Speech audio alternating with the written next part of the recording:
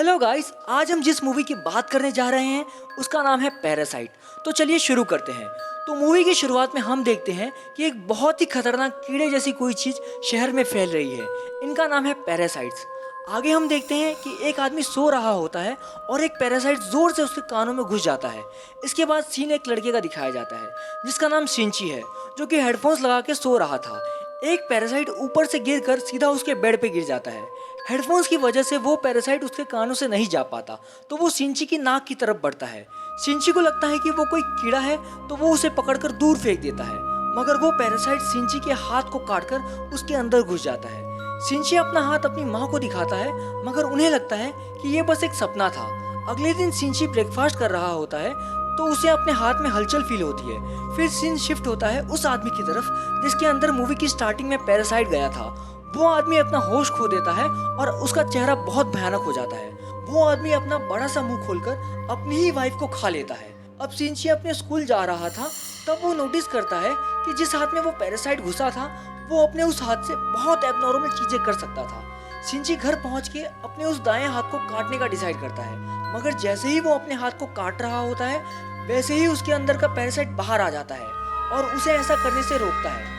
वो पैरासाइट इंसानों के बॉडी स्ट्रक्चर को समझना चाहता था, इसलिए वो सिंची के बुक्स भी पढ़ने लगा था। वो पैरासाइट जिसका कि नाम मिगी था, वो सिंची को कहता है कि वो उसे कभी ना काटे, क्योंकि सिंची उसका दोस्त था और उसने सिंची से कहा था कि वो उसे कुछ नहीं करेगा। सिंची एक अच्छा पैरासाइट था, मगर बाकी सारे लोग जिनके अंदर पैरासाइट्स घुस चुके थे वो लोग शहर के सारे इंसानों को खा रहे थे। अगले सीन में हम देखते हैं कि सिंची कहीं जा रहा होता है और तभी मिगी पैरासाइट उसे इशारा करके एक होटल में ले जाता है जहाँ कुछ पैरासाइट्स ह्यूमन फ्लैश को खा रहे थे।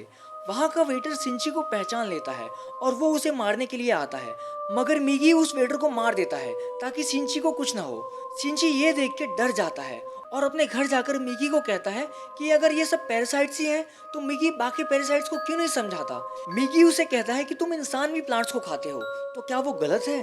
धीरे धीरे सिंची मिगी को समझने लगता है और अगले दिन जब वो स्कूल में होता है तो मिगी उसे बताता है कि सिंची की टीचर भी पैरासाइट से इन्फेक्टेड है। स्कूल खत्म होने के बाद जब सिंची अपने टीचर से मिलता है तो वो उसे बताती है कि वो अकेली नहीं है, उसके साथ एक ऑफिसर जो कि उस टीचर का पति है और एक स्टूडेंट भी है, मगर वो लोग इंसानों को नहीं खाते, वो लोग इन पैरासाइट्स को स्टडी कर रहे हैं।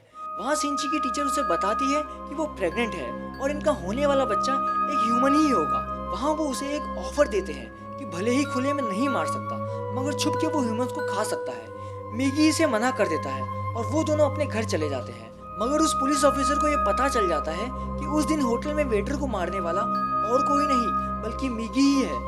फिर उन दोनों के बीच में बहुत लड़ाई होती है और एंड में मिगी उस पुलिस वाले को मार देता है।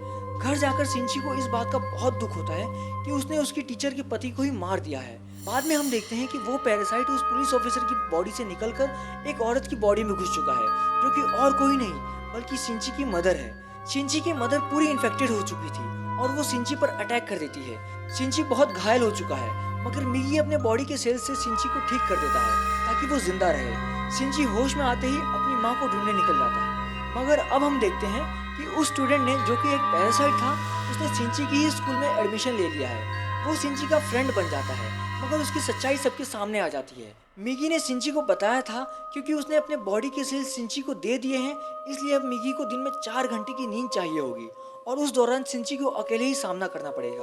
वो स्टूडेंट सिंची के सारे क्लासमेट्स को मारने लगता है, मगर सिंची अपने बेस्ट फ्रेंड को लेकर बिल्डिंग से नीचे कूद जाता है। अब जबकि उस स्टूडेंट के पैरासाइट होने की बात सभी को पता चल जाती है, तो अब वो टीचर उस स्टूडेंट को मारने का कोशिश करती है, मगर वो बच जाता है।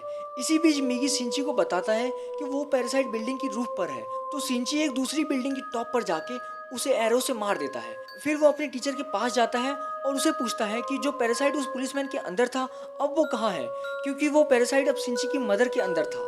फिर सिंची अपनी माँ को ढूंढ लेता है, मगर ये मिगी के सोने का टाइम था, इसलिए मिगी सिंची की हेल्प नहीं कर सकता था। सिंची अकेले ही जैसे तैसे उस पैरासाइट को मारता है, लेकिन उसकी मदर उस पैरासाइट से पूरी इन्फेक्टेड थी, इसलिए उसकी माँ भी मारी जाती है।